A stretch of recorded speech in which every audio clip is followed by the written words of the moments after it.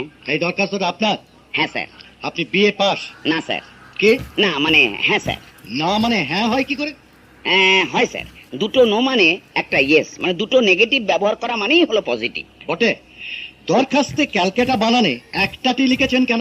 Sir একটা টি দিলেও হয়, তবে দুটো টি দিলে একটু পোক্ত হয়। দিন স্যার কাগজটা, দুটো টি করে দিচ্ছি। থাক, দরকার নেই। আপনি ক্লাস 4 চাকরি করবেন? সবই তাঁর ইচ্ছে। বিয়ের আর চাকরি পছন্দ হবে? সবই তাঁর ইচ্ছে। তার ইচ্ছের কথা বাদ দিন, আপনার কি ইচ্ছে তাই বলুন। বলবো স্যার? হ্যাঁ বলুন। স্যার এই মুহূর্তে আমার ইচ্ছে করছে আপনার জায়গায় যদি আমি বসতাম, আর আপনি যদি আমার মতো বলির পাঁটা হয়ে আমার সামনে দাঁড়িয়ে থাকতেন, কেমন হতো? আপনার এই ইচ্ছেটির জন্য আপনার ইন্টারভিউ না নিয়ে এখনই আপনাকে বিদায় করে দিতে পারি, তা জানেন? বাহ, আপনি তো আমার ইচ্ছেটা জানতে চাইলেন স্যার। এখন খচে যাচ্ছেন? আপনার মুখ বেশ ভালোই চলে দেখছি। আগে হ্যাঁ, তবে এবার বোধহয় স্যার হাতও চলতে পারে। হোয়াট? না আপনাকে না স্যার, ব্যাপারটা কি জানেন, এই নিয়ে আমি 373টি